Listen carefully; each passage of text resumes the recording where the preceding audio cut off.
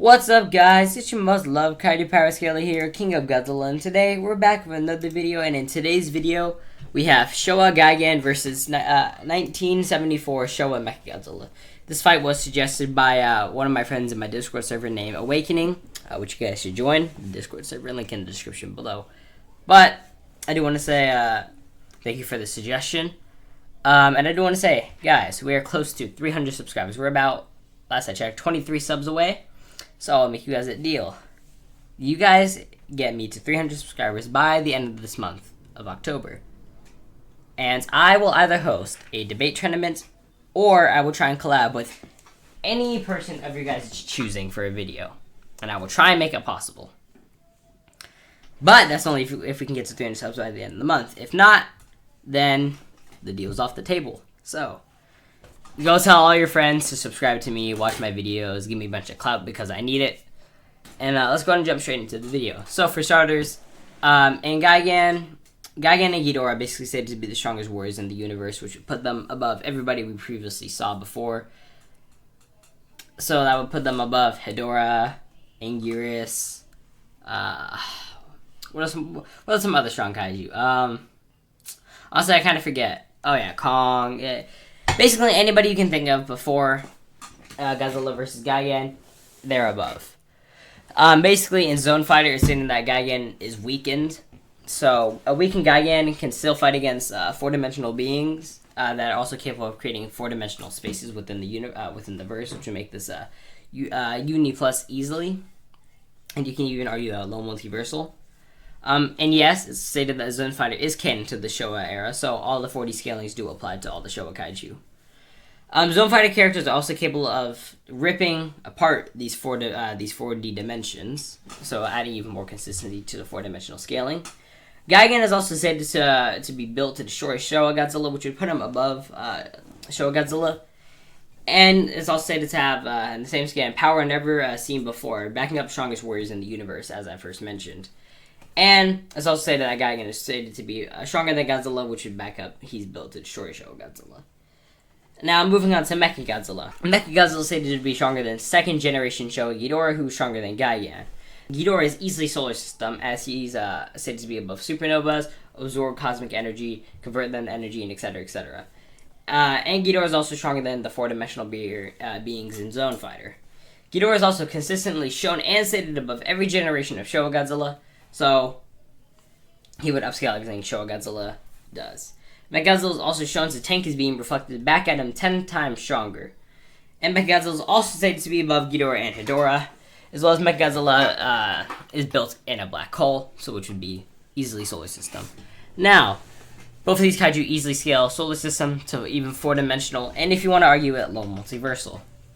But who would win between these two mechanized titans? I think that Mechagodzilla would utterly stomp Gigan. Now, if I had to guess, one of my friends, Overflinch, is probably watching, and I know he's biased to Gigan. I keep getting everything mixed up today. But let me explain why Mecha wins. First of all, as I stated, Mecha is stronger than Ghidorah, who is above Gigan. Now, I know that there's arguments like, okay, well, Gigan can make Showa Godzilla bleed, and Ghidorah couldn't. Well, there's a thing called surface area, and if you don't know what that is, surface area is basically the sharper the thing that you have, the more damage and piercing power it's going to have. So, let's say a sword, it stabs into you, right? It's going to deal more damage than a flat hammer hitting against you, right? Does that make the sword necessarily stronger?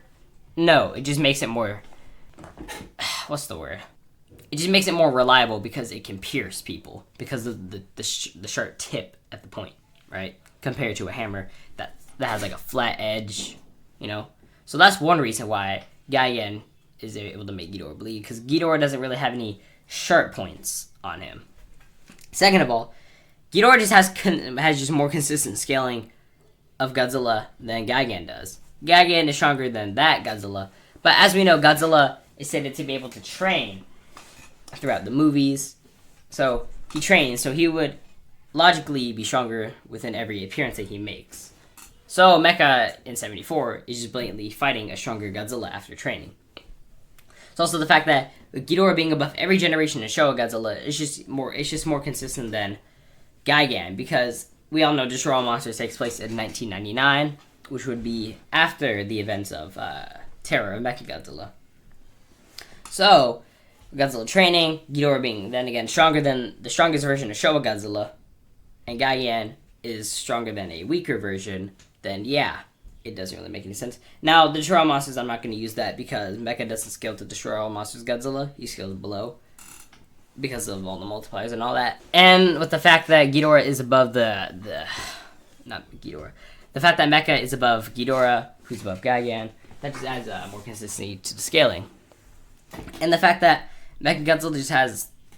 He just fights better opponents. Like, he takes his own beam reflected back at him 10 times stronger. And Gigan is out here fighting against Godzilla, who's bleeding, etc. And he's still somewhat losing. While Mecha is fighting a stronger Godzilla and taking his beam being reflected back at him 10 times stronger, right? So, let's say I have a bullet that can destroy... Okay, just theoretically, right? I have a bullet that can destroy a planet. I shoot it at somebody, but they reflect it back at me 10 times stronger. Just imagine that. And Mecha just topples over and just gets back up. Like, he's fine, right? I don't see Gigan taking those types of attacks, man. I really don't. Then you have the fact that if you take into account all of Mechagodzilla's weapons, then yeah, he can kind of just bombard Gigan with all his weapons, like his finger missiles, his eye lasers. And then we also have Mechagodzilla's shield. Godzilla wasn't even able to pierce Mechagodzilla's shield. In fact, if I remember correctly, it made like Godzilla's hand like bleeder or like steam hot with smoke.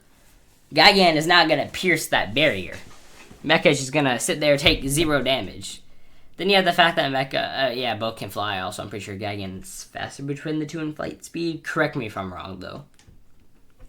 But with all of Mecha's weapons, he just kind of slams, man. And then you have the fact that he can use all of them at once. Right? It's just chest cannon, his eye beams, his finger missiles. He can use all of them at once, and Gigan's just going to be hit from every direction. I don't really see Gigan winning. Like, Mecha has statements over him, statements over Ghidorah, who's above Gigan. He just fights a stronger Godzilla who trains. Like, there's not really much you can argue to make Gigan win. But if you want to make a case, please let me know why you think Gigan will win. But that's going to do it for the short video today. I will say next week I do have a couple of videos in mind. A couple power scaling videos, so be on the lookout for that. Don't forget to subscribe to me and get me to 800 subscribers. Thank you guys so much for watching, and I will see you guys in the next video. See ya!